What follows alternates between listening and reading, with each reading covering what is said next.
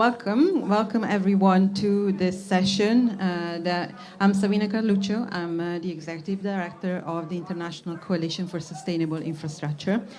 And I'm honored to co-host this session with UN University. We've got 3 institutes involved, which is an amazing partnership. This is the power of the Resilience Hub. I think it's the value of really bringing together unlikely collaborators and form partnerships. And so I'm really pleased to be here with the UNU colleagues. So next slide, please. And this is more welcome. If you can go to the next slide. So this session will focus on socio-ecological resilience.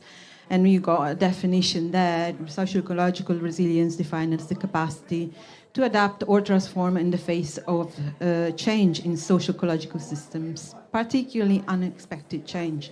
So you see, this is actually missing my element of the system, which is more on the technical, physical infrastructure system. And so when I saw this, and I thought, actually, us as the built environment practitioners and the engineers, we really need to engage with this topic.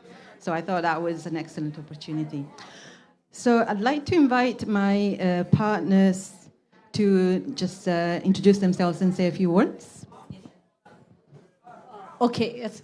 Thanks, Savina, for getting us started. Nidhi Nagabatla. I represent United Nations University as a partner to this fishbowl event and a very interactive session where we will have, we'll share insights, but a little bit about United Nations University. We are the think tank of the UN system.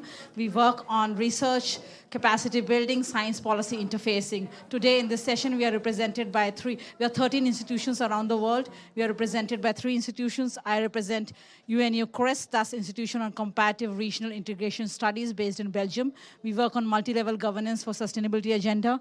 I have my colleagues who might want to just say a line about their UNU.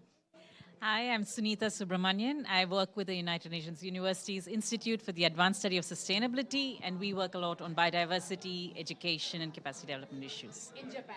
In Japan, yes, Tokyo, yes. Hi, nice to meet you. I'm Saneo Okamoto. I'm a psychologist, researcher at the United Nations University located in the Netherlands. Our institute focusing on technology, innovation, sustainability, and also migration, social security topics. Thank you very much. Welcome.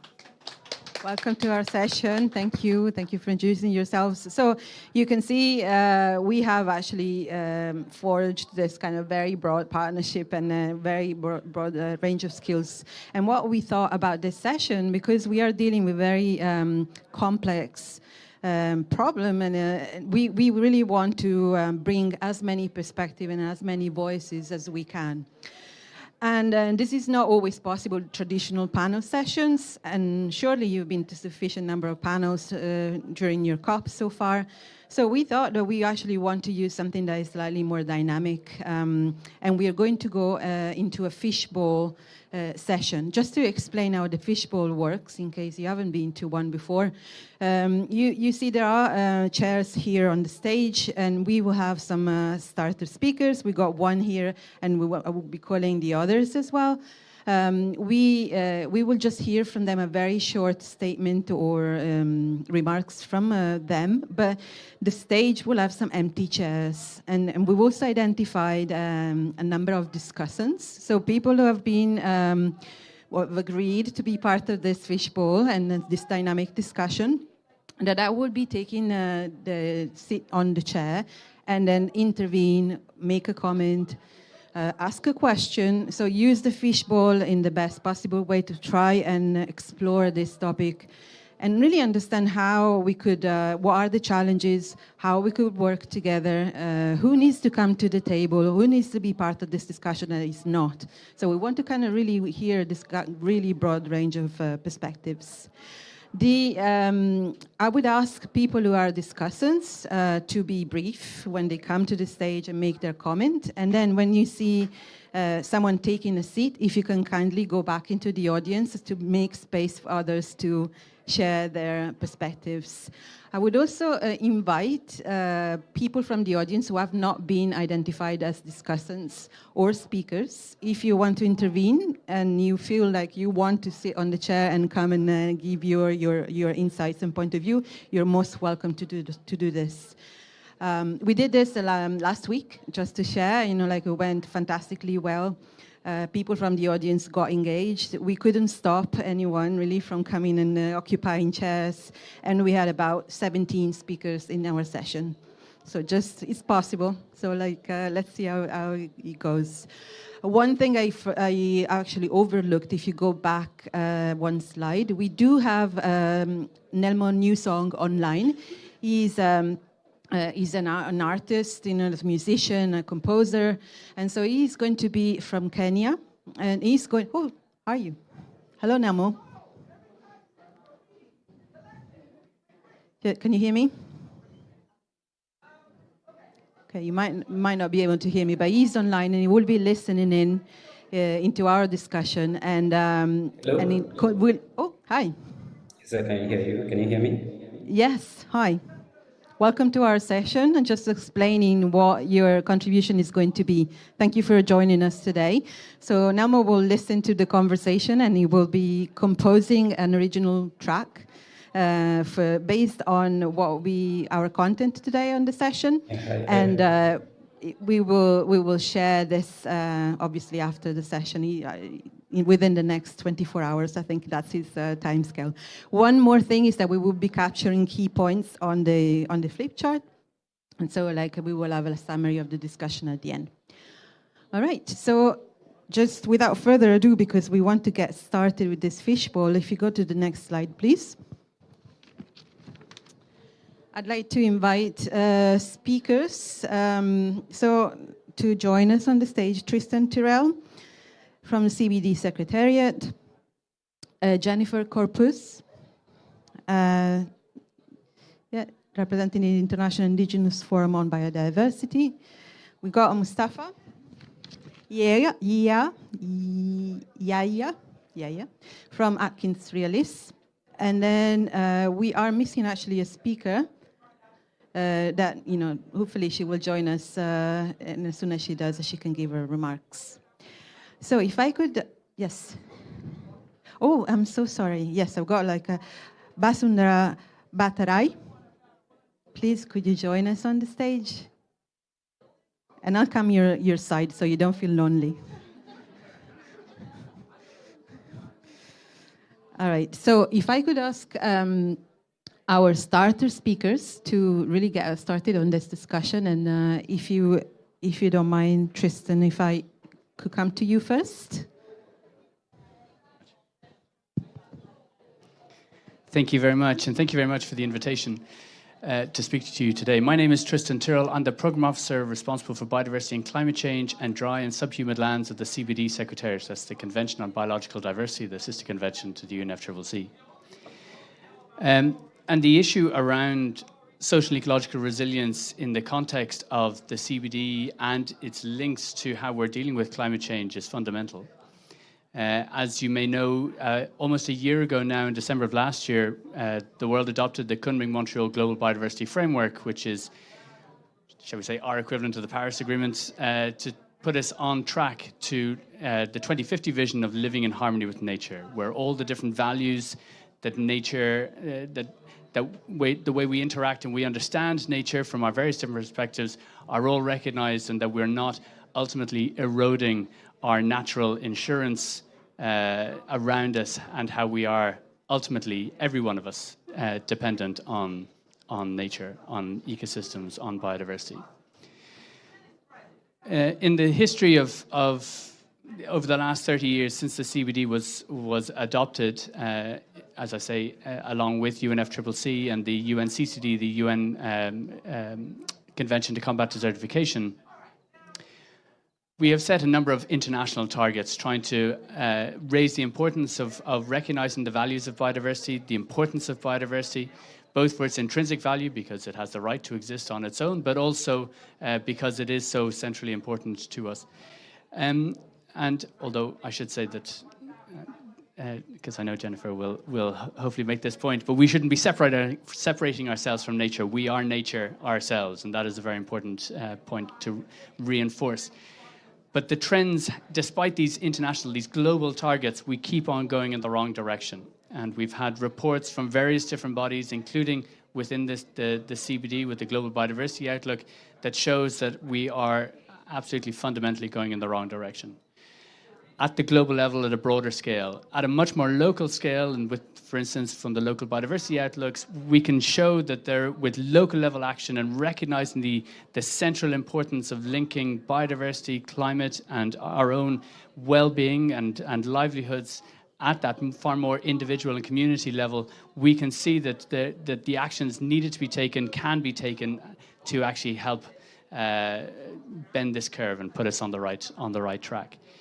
And so with that in mind, then the world came together, the parties came together to finally adopt the Kunming-Montreal Global Biodiversity Framework last year. And we have a number of targets within it that are supposedly going to guide us, or should absolutely, if they're correctly implemented, will guide us on that, back onto that, or at least onto that track. And the link with climate change is very central to that.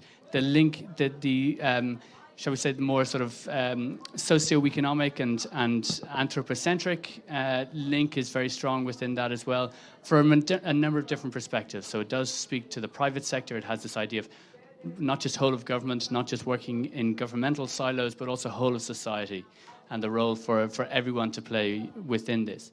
But I really want to emphasize that it also very much focuses on the importance of individual action and community level action, and recognizing different groups that were maybe underrepresented before or even not recognized at all. So youth is very central within that, with the intergenerational equity. The importance for women and girls, there's a specific target relating to gender equality.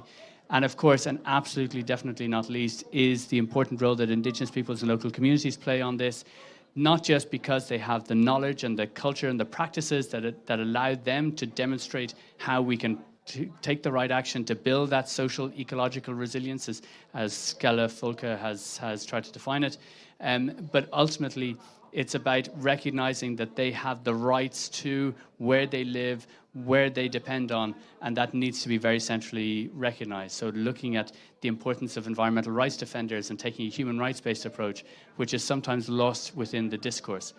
There is one particular target that really seems to stand out, and that's the 30 by 30, which is target 3, which is on protected areas and other effective conservation measures, but it's largely focusing on, or at least it's being picked up largely about protected areas, but of course Indigenous territories and other forms of spatial management is absolutely part of that.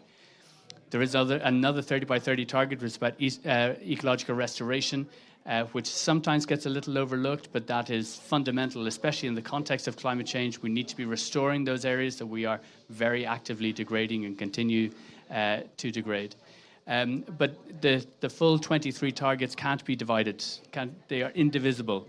We need to be looking at them across the whole picture and recognizing that this need to break out of these silos, to embrace the complexity that frankly needs to be taken on board for us to do that.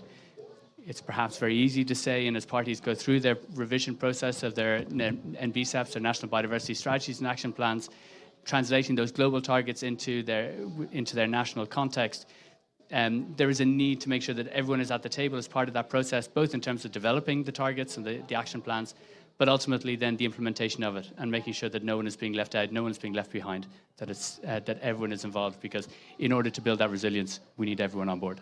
Thanks very much. Thank you. Thank you so much. If you can just pass on the microphone, Mustafa, for you, please. Thanks, and thanks for having me. So my name is Mustafa Yahya. I work with Atkins Realis as a sustainability director for major projects.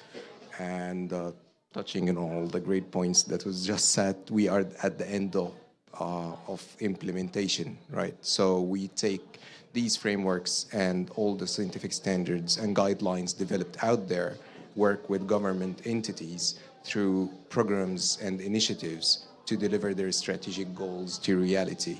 And even though these programs usually are span out over longer duration than projects, where projects are limited in time and look at key deliverables within through limited number of years, programs also have their own limitations. So programs usually could be until 2030 or 2050 or 2060, and they are built up all the way to their net zero commitment, alignment with international frameworks to assure economic transformation and adopt all the catalyst requirement to change the way we do things and do it better and achieve that aspirations of future for these economies and how they see themselves at the end of these deadlines. Working in the Middle East region specifically, we can see that there are a lot of challenges because, again, time is limited. When we talk about Vision 2030, 2030 is a deadline, right? When we talk about $1 trillion budget, it is still a budget, and project managers love nothing but to see progress.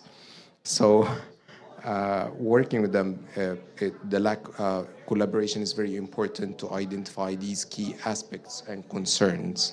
A stakeholder engagement from the business case is really, really important, not even during the concept stage, but we need to identify the high risk probability of scenarios and limit the number of scenario testing to those that are high risk and viable to maintain a sight over these deadlines, right? Whether it's 2030 or 2050, and engage the relevant stakeholders that are going to be impacted with these programs throughout its life cycle. So if we're going to give an example on a product, if you have any product, you do stress testing, right?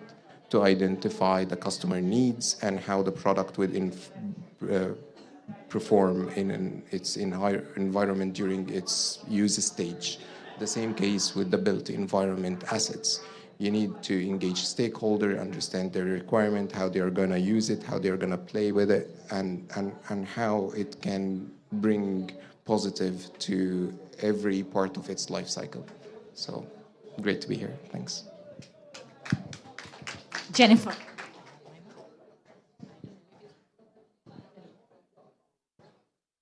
Okay, good. They turned it on somewhere. Okay, thank you very much. Gawisay agaw yu amin sa si Jing. Nagapuis nan bilbilig nan Besaw. I greet you in the language of my indigenous Kankanaay Igorot ancestors. Yeah, I'm looking forward to a good conversation with all of you. So I'm from a small village in the mountain province in the Philippines called Besaw, and we are a place with rice terraces. And as indigenous peoples, the only reason that we are able to work with nature in this way, because we listen very closely to the heartbeat of nature. And this is something magical happened actually during the GBF negotiations, because there were scientific studies that were conducted before the negotiations to inform, what we need to do, what we need to change, and what good practices we need to take into consideration. And the findings were quite strong, both from the local biodiversity outlooks, the global biodiversity outlooks, and the IPBES global assessment on biodiversity and ecosystem services, that indigenous peoples have a big role to play. So we are very pleased that the GBF has 7 targets that specifically call out the role, rights, and contributions of indigenous peoples. We've always said that we are here ready to contribute. Another magical thing here is that indigenous knowledge, the knowledge of indigenous peoples as well as local knowledge, is recognized.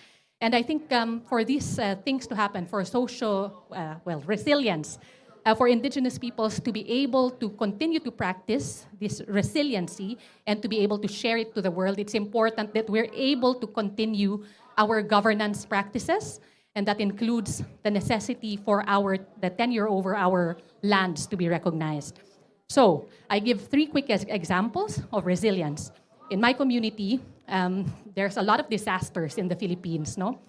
But in our community, what the academics and the researchers are doing now is trying to look at the traditional knowledge of our indigenous communities in order to find out techniques for dealing with disasters. And one thing that they found is that place names, something as simple as place names, could give a clue as to where we should not be building our houses. For example, there is a place that looks very good. However, in the indigenous language, it means a basin. And that means that's where the water gathers. And so now they're trying to recover all of those place names so that they can be guided and be more resilient. No? We are also adept at managing the flows of water. And in places, there was a place where the flood, they were wondering, how come the flood, we're always having floods in the Philippines, but this particular place, they were wondering how come it wasn't as flooded as the rest of the community. And they discovered it's because of the water management practices of the indigenous peoples in the upland area. And now here in the climate process, they're trying to recover cultural burning practices of indigenous peoples, mostly in Australia, but in other parts of the world as well, in order to address wildfires. And so there are all of these things that are a byproduct of our ability to govern our territories and our close relationship with nature. And these are the types of knowledge that we are eager to share, and hopefully, that it can contribute to resilience. Thank you. Thank you very much. Thank you very much, and big apologies for running late. So it's just such music to my ears what Sandra has said. So I'm Anusha Shah. I'm the president of the Institution of Civil Engineers, and I work with a company called Arcadis as a senior director for resilient cities, and I'm the UK climate adaptation lead. So my presidential theme for this year is very much around making connections for people and nature, for a nature and people positive world. And so under that, what I'm trying to do is very much get the global community of engineers, which is our members are almost around 100,000 engineers around the world, to really for them to think about how to keep nature and people at the heart of everything. And it's so timely, like when we talk about eco-restoration for disaster relief. I mean, the writing is on the wall. We've seen whether it's floods, wildfires, droughts all around the world. And frankly, as someone rightly said, there is no business on a nature-depleted planet. So you might build, castles, but one wipe, it's gone. We've seen when we had the storm Sandy, the Hurricane Sandy in New York, approximately around $19 billion was wiped out in just a few days. So the reason I'm saying this is we need every tool in the box to actually not just wait for disasters to happen, but proactively plan for them and see how best we can actually get some resilience dividend out of them. And also getting engineers to think that it's no good having nature-positive solutions in pockets. How do you take it from really novel to normal? How do you mainstream it? And how does it become a part of every business plan as a default?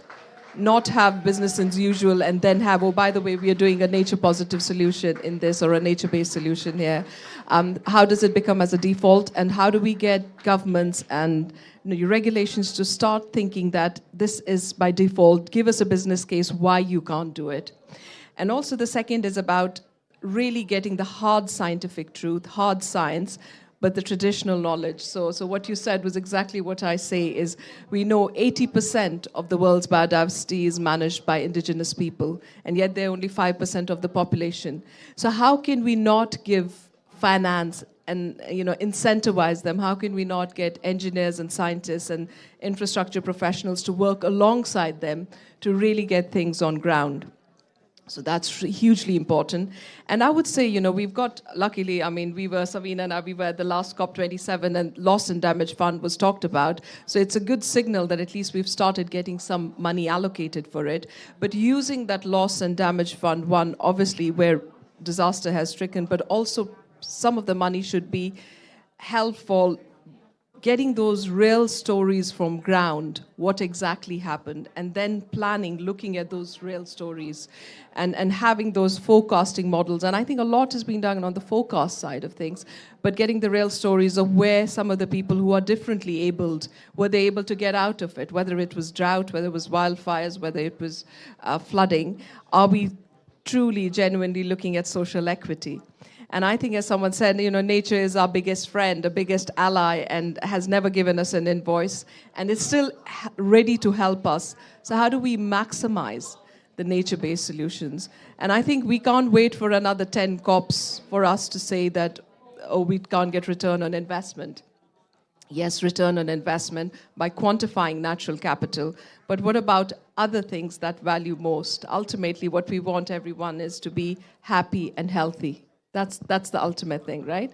So I'll just leave you with that. So please, as engineers and infrastructure professionals, we are looking out for others, whether it's finance, whether it's marketing, advertising, indigenous populations, R&D, students, activists. So please connect with us. And we have so much to learn from you, but equally, we are there to help really kind of get those solutions off ground. Thank you. Thank you. I think I'll use this one.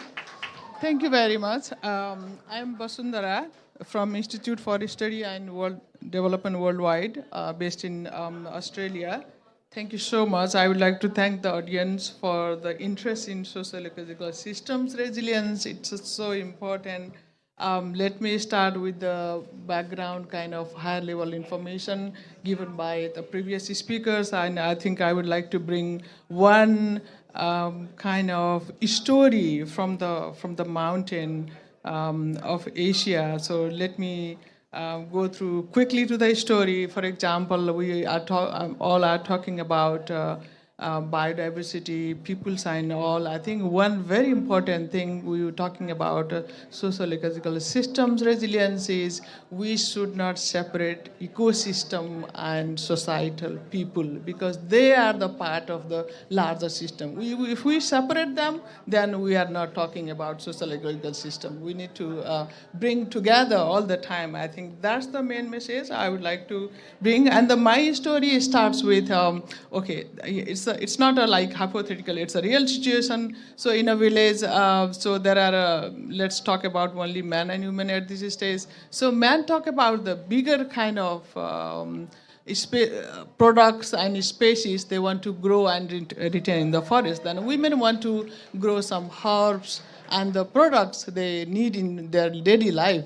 And then because of like patriarchal, and women are still behind in making decisions what to grow in their farm, what to grow in the forest, what to grow in the landscape. So in that case, some of the species are disappearing, and which means women's knowledge of biodiversity management, yes, it's disappearing. I think we can't bring them back when we lost them one time.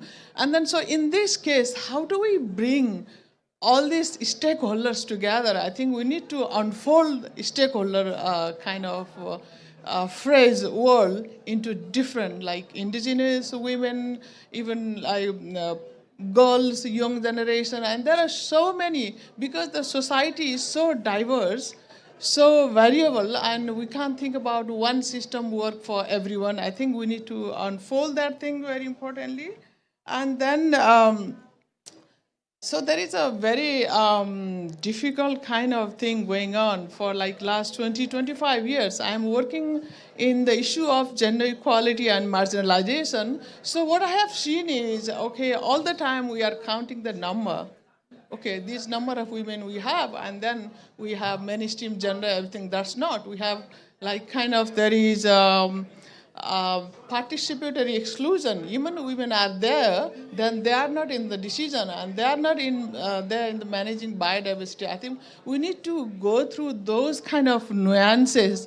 Only with that interventions, then we could build a better world and better kind of ecosystem, and it can be more resilient. That I will stop. All right, so we're ready now to go into the dynamic part of this conversation. So as I said before, we've got some empty chairs here on stage. If you go to the next slide, please. We have identified a number of you can stay, and then maybe, just so that it's not all empty and people don't feel like they need to feel like, maybe just if you wouldn't mind sticking around for like 1 minute longer. So we've got identified a number of people. There is no order to this. It's a self-regulating system that we're going to go, and just a method that we're going to use. So I would invite the first person who would like to contribute to make the first. Take a seat and please make your first comment. If you could please say who you are and what organization you work from, and then just keep your comments quite brief so that we can have many more. Thank you. Yeah, thank you. I am Ranjan. I come from India. I work on water basically and climate change relations. I also work with the indigenous communities, so I think some of the viewpoints are really striking and they are very important. One thing that I think Basundhara said is something that we always see in the field. Most of the indigenous communities, they actually don't separate themselves from the ecosystems. They are part of it and they basically live with nature and live in nature together. And there are knowledge systems which are actually eroding very fast. There are a lot of pull and push factors, a lot of migration and displacement happening from the indigenous lands, despite of the fact that they actually preserve most of the biodiversity, as Ms. Sa was saying. So I think one thing that I would like to add to here is many of these local resilience efforts are basically, they are not numbers, as someone said, in the context of women, but they are actually in themselves a vast repository of lived knowledge and practice. One thing that I think we should start thinking, if we are actually thinking of action, is trying to go back to them and basically start learning from them. So most of them, when they migrate out to cities, for example, in millions, a lot of this knowledge that is also linked to the local languages and other practices, they erode. And I think we should think of giving that back, going back. Thank you. Thank you very much for your comment. So we just moved, please, Nidhi. Okay, we also have some questions for you to reflect on while you're making your intervention. So please have a look at the screen. Irene, I'll put you on the spotlight. Thank you so much. I didn't see the questions coming.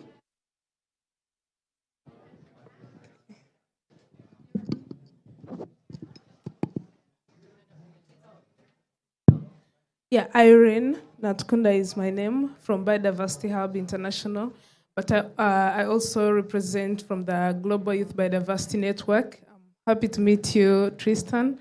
And this is the youth constituency representing the UNCBD, and I coordinate the Uganda chapter.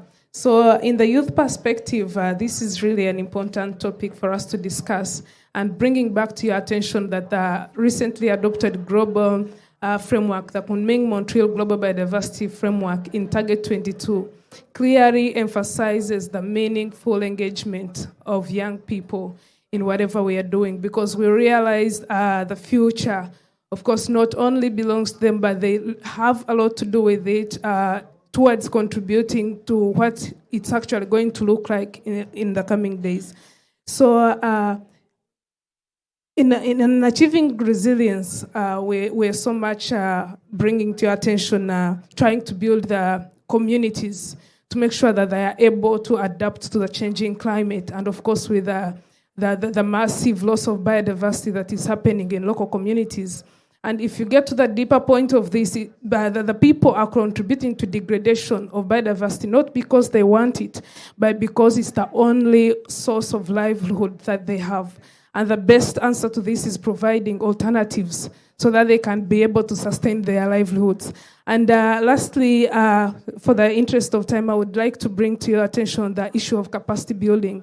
Today is Education Day and Capacity and Youth Day, of course, and these to me mean a lot because young people have shown their capacity, and making them the largest population. For example, in my country, Uganda, the young people make more than 75% of the total population. Their energy, their capabilities should be seen as an opportunity for transformative change. Engaging them, utilizing their innovations, their skills, and their knowledge would help so much in transforming, of course. And of course, this comes along with support, both technical and financial. And they also want to engage in resource mobilization. Yes, they need the money to implement their innovations, but they need to learn how to account or even engage in raising those resources. And lastly, also engage in monitoring and evaluation of the progress to ensure that these frameworks are well implemented with the inclusion of IPLCs. Those are local people and indigenous people, the youth, people with disabilities. All stakeholders are part of the vision to the solution. Thank you so much. Thank you. Yeah. Someone else?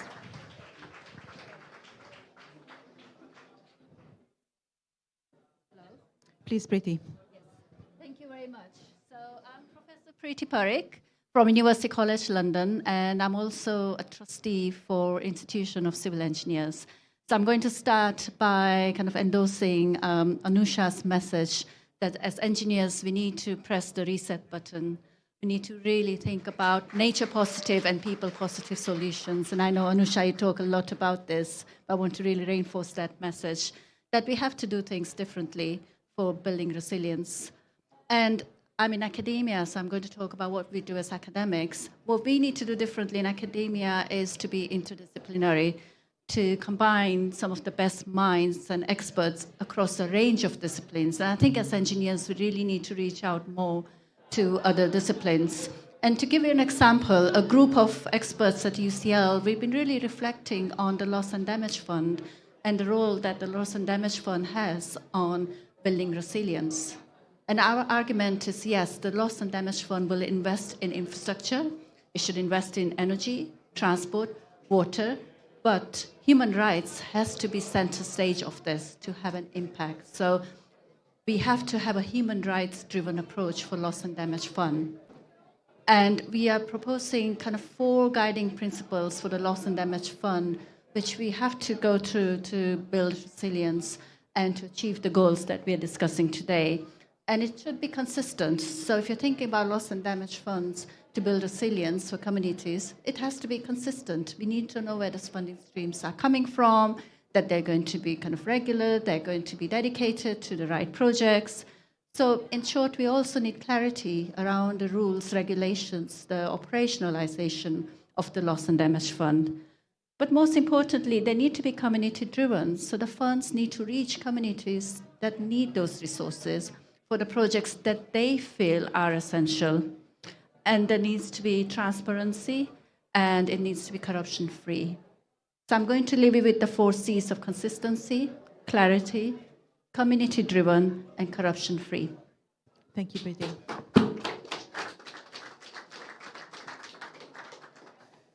Yes, very complex topic. Today is the Education Day, and I was just in the side room in another session. It was basically about the oceans,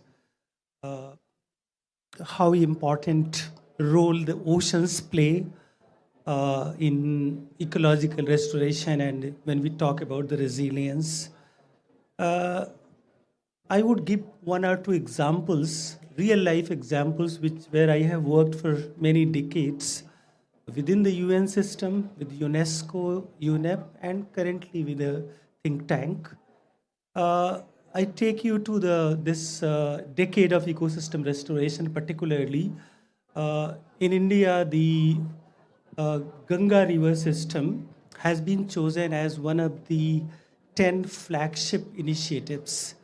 And this is, in a way, if you take it not only from the ecocentric view, but from the anthropocentric, our whole socio-ecological systems, then you will, this combines all these, river water quality, because Ganga has spiritual linkage with the people, holy river, and the species, particularly the flagship, the Gangetic dolphin species. This restoration of this species alone is a signal of heralding a great ecosystem restoration example. The other one is the huge challenge which the biodiversity, this framework 2050 has given, 30 by 30 challenge. 30% when we have only 17% terrestrial and 10% marine areas protected.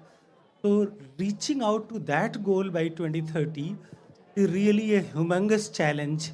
And I think there is also these connections. This takes me to the UNESCO's World Network of Biosphere Reserves, which are basically the sites of sustainability. And these are all along the world.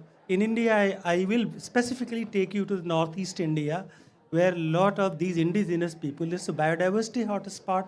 Lot of indigenous people reside there, around some 67 tribes that has been recorded. And there also, because we call it biodiversity a hotspot, but because of climate change, we are looking at the ecosystem collapse. And there, how we are going to build up this eco-restoration and this challenge, that's a real great issue in terms of climate. So I think I'm not going to take much time. There are so Northeast, in fact, I started my journey from there back in 80s when I did my PhD dissertation on the adaptive capacity of those systems, both shifting agriculture, where they slash and burn the forests, do cultivation for a few years, then come back to the same, resume the cycle. And that was so ecologically resilient system when there was little population pressure, there was no this so-called economic development. Rejuvenating traditional so systems that now worked. these things are collapsing. Okay. So there are strategies that have been worked out there, and these are being replicated in other parts. Okay, Thank you so much. That's an interesting point. I'll invite you, Sandra, too. Thank you so much. So my name is Sandra Schuster. I work for GIZ or GIZ, commonly known as German Development Corporation. Yes, thank you for the invite a lot. It's great to be here. So I just wanted to make 4 points briefly. The first one, of course, is to inform you that we have recently launched or had a soft launch at the Adaptation Futures Conference in Montreal. Of the climate risk sourcebook. So if you type that in any search engine of your choice, you will find it. It's also on the Adaptations community webpage. We also have a community of practice on climate risk. So if you are interested in joining, it's an open community. Just contact me. I'll add you to it. It's not a problem at all. We are very open for that. And the second point is on the infrastructure that Professor mentioned here. I'm sorry, I forgot your name. So that Anusha mentioned. There's also a advisory service on, and I have to look up the title. It's very long. It's a service facility for risk assessment and resilience of infrastructure investments. So it's a 2-pager. Again, contact me if you'd like to read it. I'm happy to share that as well. The female feminist and development policy was mentioned by the lady from Vanuatu. So the German government is also, of course, very at the forefront, or amongst other nations on the planet on that. So I just wanted to mention that as well. Oddly enough, it's my birthday on 8th of March, so it's not my fault, but I thought I may mention that. And the last point I want to make, this is with a slightly different hat on, so I'll just take that while I'm talking. I'm also governor of WWF Australia. I also heard that you are from the Pacific Islands. Yes, as that, of course, the indigenous knowledge is critically important, given also the recent, I don't even know what to call it anymore. Anyway, the no vote, I guess, that would be precisely said what it is. So it's the biodiversity and climate issues we're facing that are at the core of everything, as far as I'm concerned, as a citizen of planet Earth, or as a person sitting here. Thank you so much. Thanks.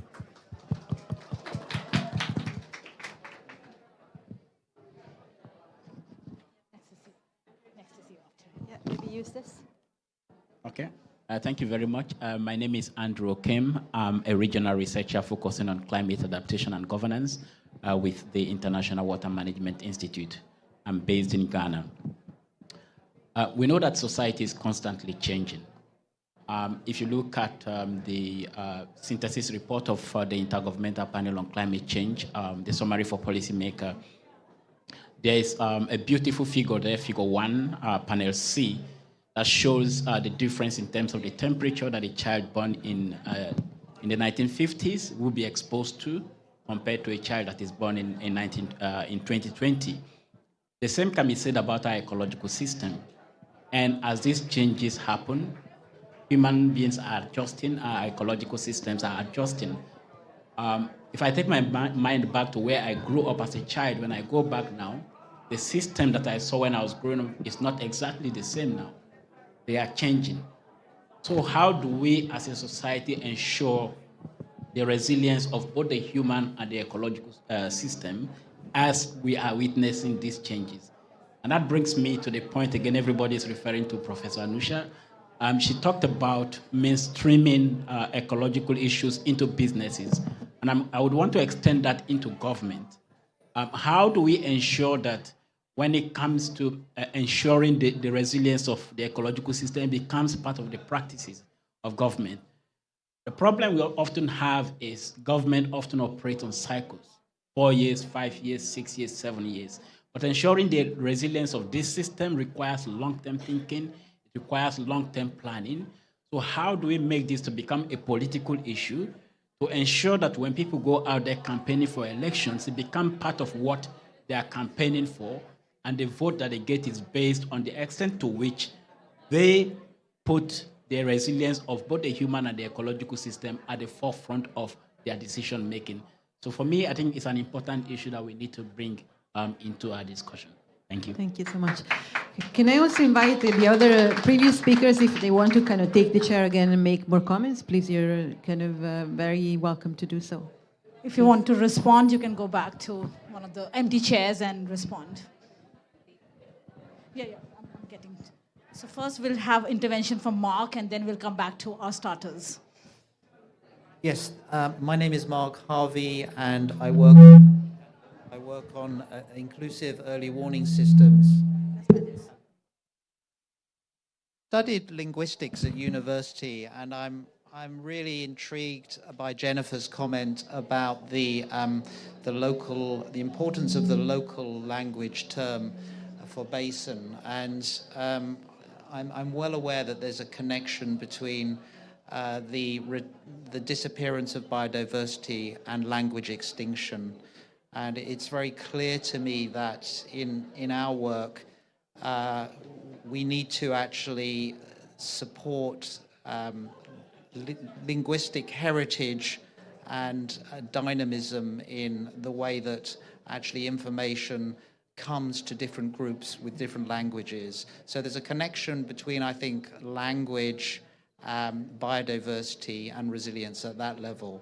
I think there's another connection which is to do with local heritage and our observation of how our community partners have fared in Sudan over the last year during the conflict, is that actually it is the heritage-based early warning system on an island called Tuti Island, which is at the confluence of the Blue and the White River Nile.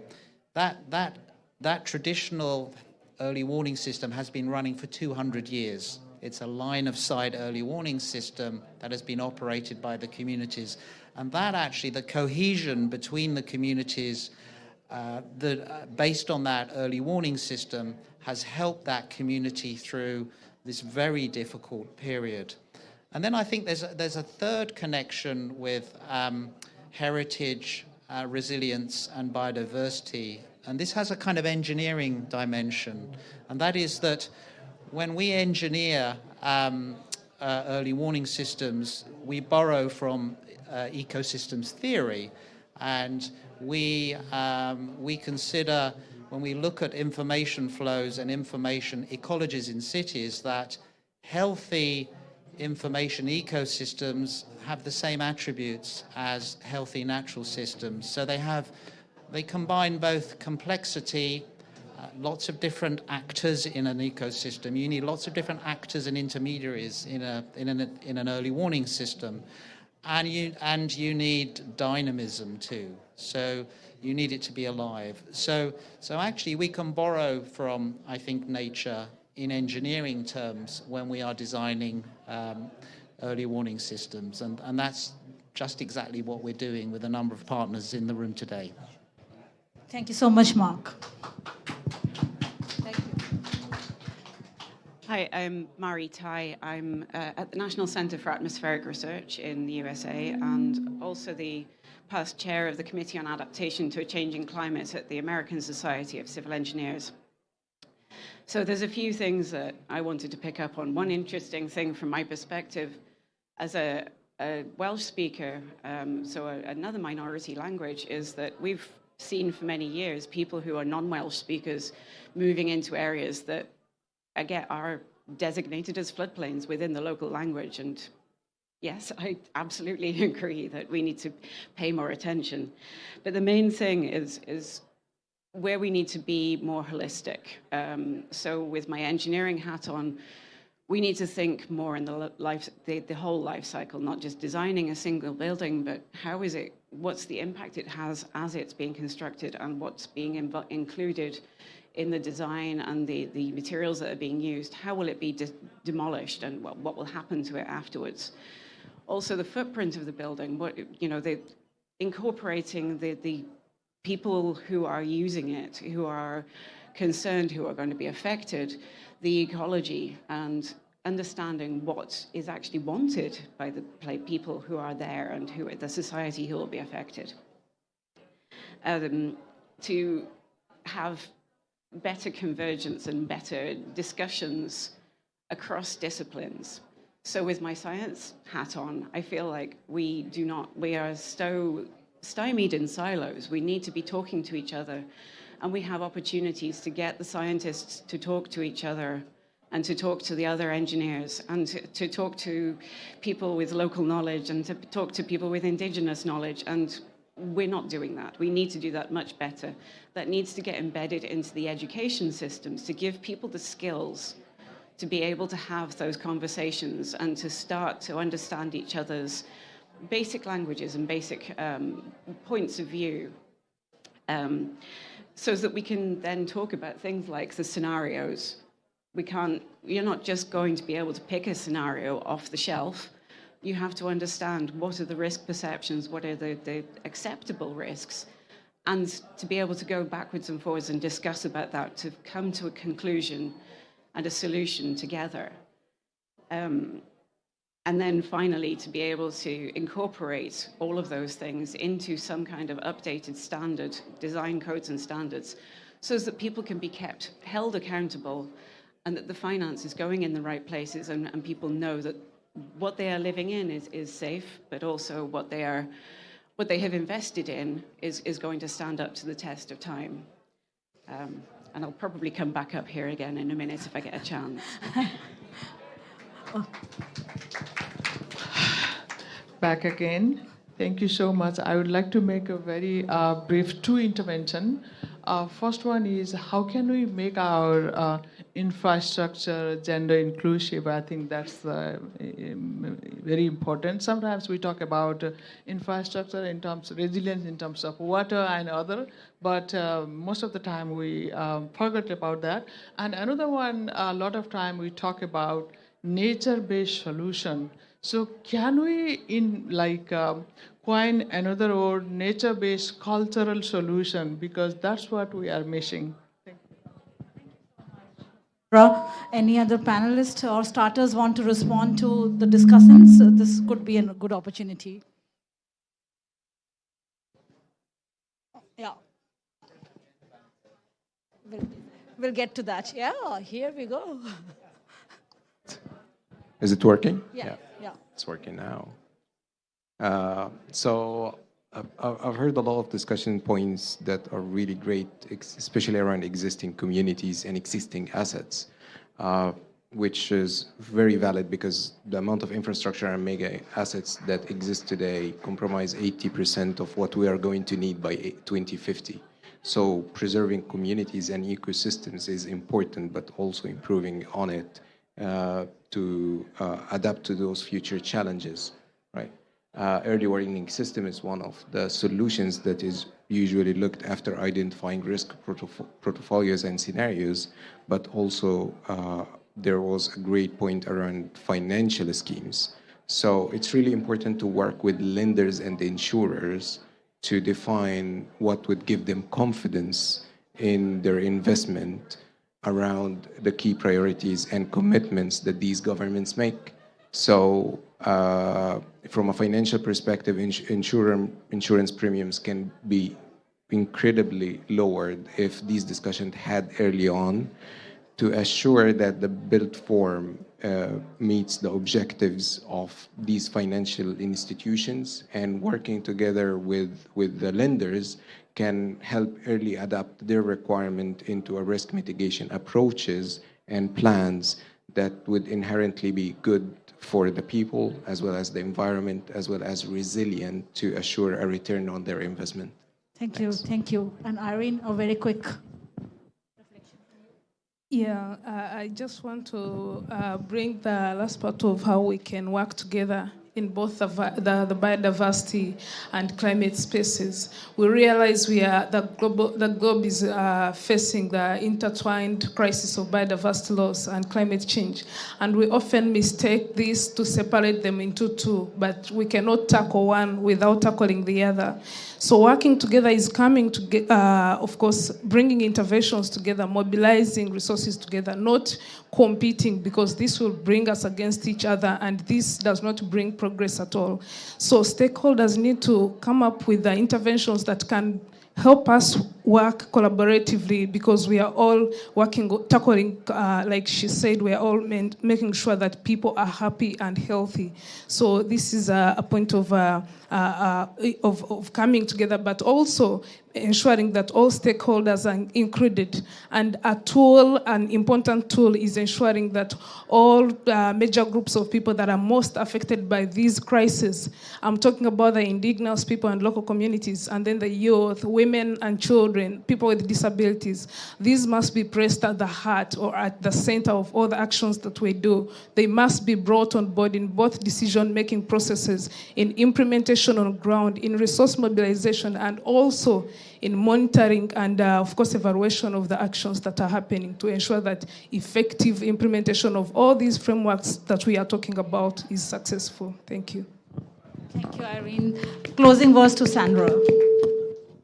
Comment to Mustafa with the insurance. So I'm a technical alternate on the Global Shield Coordination Hub. So with that, it's quite, I liked your, well, it made me to sit here. You made me sit yet again here.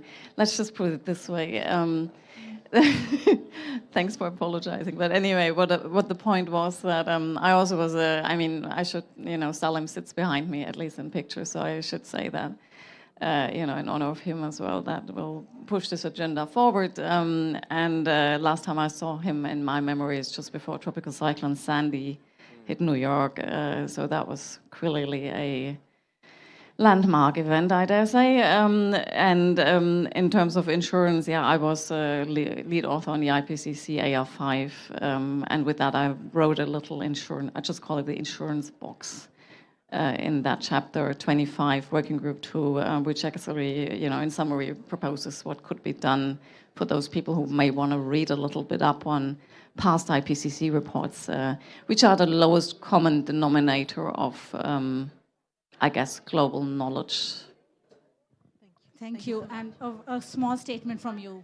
Yeah, no, just I want to add that you mentioned about the language as the heritage. In fact, UNESCO has a convention. This is called as World Intangible Heritage Convention, where these knowledge, practices, rituals, and even languages and dialects, they are included under the World Heritage List. Example is India's this, the Sanskrit is now, in a way, it's not a spoken language. But there are ways how this Vedas, Vedic chanting, there are only a few select scholars who do that. So that has been put under the World Heritage List. Similarly, many other languages that has been. Okay, so sort of reviving the linguistic diversity for knowledge building. So would you like to now take over, Sunita? Yeah, I'll run through very quickly because it's been so rich, and I've got 2 pages full of several points that have been coming back in front. I think I'll just mention a few and then we'll share the rest with all of you who've been here. Please make note of that QR code because it'll lead you to a landing page from where we'd like to see if we can continue to work on this topic into the future. With several of you who might be interested to work together, to collaborate. So please make note of that QR code because it'll take you to a landing page from where we can stay connected. But just a very, very, very, very speed, speed reporting back. I think one of the things that really comes through is that there are multiple and diverse values related to nature that exist. That's because of all the different types of actors who are out there. and it's really, even within a particular scale, it's like you have youth, women, business, policy, IPLCs, there are all of them with different priorities on how to use the landscape. And therefore need to have a systems approach, to be more synergistic, to be mindful of equity, of rights, of nature, of people, to embrace complexity as it exists. That's the reality we live in, and we cannot afford to be piecemeal about this anymore. And we are all aware of that. This is a room full of converted people, but still it's important for us to communicate this with the actors with whom we relate to. There's also a lot of, in terms of solution, to look at more anticipatory planning, adaptive management, to make that the default norm, to look at that participatory processes do not also promote participatory exclusion, which is a real problem that we need to look at. Capacity development is more reflexive, it's reciprocal, we learn from each other. There are different kinds of expertise in the room, in the field, that we have to harness the energy, the resources that are out there, again, across multiple groups that exist. Yes, how do we get, of course, to look at collaborations across communities of practice, and this can be collaborations at the intergovernmental level too, but also between, in a vertical sphere. But to look at the might, you may say, of culture, of how that determines everything that we actually decide on. And therefore, when we speak about nature or any solution, we do not lose focus that it's cultures, it's how we understand different problems. The contextual realities are left out, and that's very, very important. There's a lot more, but I think I should stop here, or they'll throw us out of this room right now. Thank you. Yes, so again, a plea, please let's work together. All of you who would be interested to work together, please make note of the QR code. Let's be in touch and work together. And thank you. And yes, can you gather for a quick photograph?